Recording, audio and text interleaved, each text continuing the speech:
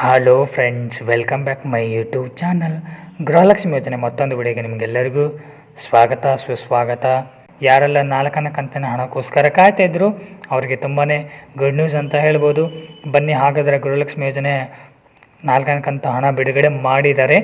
But ಯಾವ್ಯಾವ ಜಿಲ್ಲೆಗಳಿಗೆ ಬಿಡುಗಡೆ ಮಾಡಿದ್ದಾರೆ, ಎಷ್ಟು ಜಿಲ್ಲೆಗಳಿಗೆ ಬಿಡುಗಡೆ ಮಾಡಿದ್ದಾರೆ, ಎಷ್ಟು ಜನಕ್ಕೆ ಗೃಹಲಕ್ಷ್ಮಿ ಯೋಜನೆ ದುಡ್ಡನ್ನು ಬಂದಿದೆ ಅಂತ ಫುಲ್ ಡೀಟೇಲ್ಸನ್ನು ನಾನು ನಿಮಗೆ ಕೊಡ್ತೀನಿ. ಹಾಗೆಯೇ ಇನ್ನೂ ಇಲ್ಲಿವರೆಗೂ 3ನೇ ಕಂತು ಹಣ ಇನ್ನೂ ಯಾರಿಗೆಲ್ಲ ಬಂದಿಲ್ಲೋ ಅವರಿಗೂ ಕೂಡ ಯಾಕೆ ಬಂದಿಲ್ಲ ಅಂತಲೂ ಕೂಡ ತಿಳಿಸ್ತೀನಿ.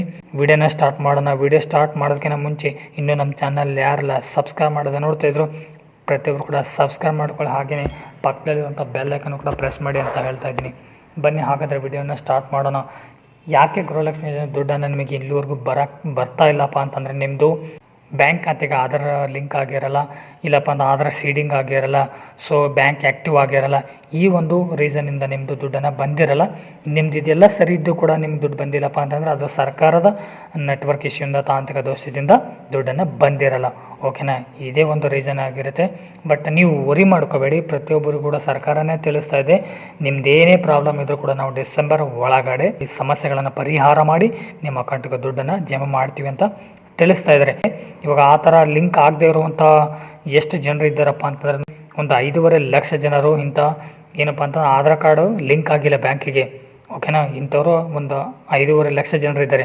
ಅದರಲ್ಲಿ ಇವಾಗ ಒಂದು 2.5 ಲಕ್ಷ ಜನರು ಸದ್ಯದಲ್ಲಿ ಲಿಂಕ್ ಆಗಿದೆ. ಅಂಥವ್ರಿಗೆ ಖಂಡಿತ ನಾವು ದುಡ್ಡನ್ನು ಜಮಾ ಮಾಡ್ತೀವಿ ಅಂತ ಸರ್ಕಾರನೇ ತಿಳಿಸ್ತಾ ಇದೆ. ಇನ್ನು ಮಿಕ್ಕಿದ ಮಹಿಳೆಯರಿಗೆ ಏನಪ್ಪ ಅಂತಂದರೆ, ಆಶಾಕರ್ತರು ಹಾಗೆಯೇ ಗ್ರಾಮ ಪಂಚಾಯತಿ ಸಿಬ್ಬಂದಿಗಳು ನಿಮ್ಮ ಮನೆಗೆ ಬಂದು ನಿಮ್ಮ ಅಕೌಂಟಿಗೆ ನಿಮಗೆ ಬ್ಯಾಂಕಿಗೆ ಕರ್ಕೊಂಡೋಗಿ ನಿಮ್ಮ ಬ್ಯಾಂಕಲ್ಲಿ ಏನೆಲ್ಲ ಸಮಸ್ಯೆ ಇದೆ ಅದನ್ನು ಪರಿಹರಿಸಿ ನಿಮ್ಮ ಅಕೌಂಟಿಗೆ ದುಡ್ಡನ್ನು ತಾವೇ ಬರೋ ಹಾಗೆ ಮಾಡ್ತಾರೆ ಅಂತ ಸರ್ಕಾರ ನಿಮಗೆ ತಿಳಿಸ್ತಾ ಇದೆ. ನೀವೇನು ವರಿ ಮಾಡ್ಕೋಬೇಡಿ. ನಿಮ್ಮದೇನೇ ಸಮಸ್ಯೆ ಇದ್ದರೂ ಕೂಡ ಅದನ್ನು ಪರಿಹರಿಸಿ ಡಿಸೆಂಬರ್ ಒಳಗಡೆ ನಿಮಗೆ 6,000 ರೂಪಾಯಿ ಬರೋ ಹಾಗೆ ಮಾಡ್ತೀವಿ ಅಂತ ಸರ್ಕಾರ ನಿಮಗೆ ತಿಳಿಸ್ತಾ ಇದೆ. ಓಕೆನಾ, ಸರ್ಕಾರ ನಿಮಗೆ ಭರವಸೆಯನ್ನು ಕೂಡ ಕೊಡ್ತಾ ಇದೆ. ನಿಮ್ದು ಏನೇ ಪ್ರಾಬ್ಲಮ್ ಇದ್ದರೂ ಕೂಡ ನಿಮ್ಮ ದುಡ್ಡನ್ನು ನಿಮಗೆ ನಿಮ್ಮ ಅಕೌಂಟಿಗೆ ಜಮಾ ಮಾಡ್ತೀವಿ ಅಂತ ಸರ್ಕಾರ ನಿಮಗೆ ಭರವಸೆಯನ್ನು ಕೂಡ ಕೊಡ್ತಾ ಇದೆ. ಓಕೆ, ಗೊತ್ತಾಯ್ತಲ್ವಾ ನಿಮಗೆ? ಇಲ್ಲಿವರೆಗೂ ಇನ್ನೂ ಯಾರಿಗೆ ದುಡ್ಡು ಬಂದಿಲ್ಲ ಅವ್ರದ್ದು. ಬನ್ನಿ, ಇವಾಗ ಅದು ಕ್ಲಿಯರ್ ಆಯ್ತಲ್ವಾ? ಇವಾಗ 4ನೇ ಕಂತಿನ ಹಣದ ಬಗ್ಗೆ ಮಾತಾಡೋಣ. ಗೃಹಲಕ್ಷ್ಮಿ ಯೋಜನೆ 4ನೇ ಕಂತಿನ ಹಣ ಜಮಾ ಆಗಿದೆ.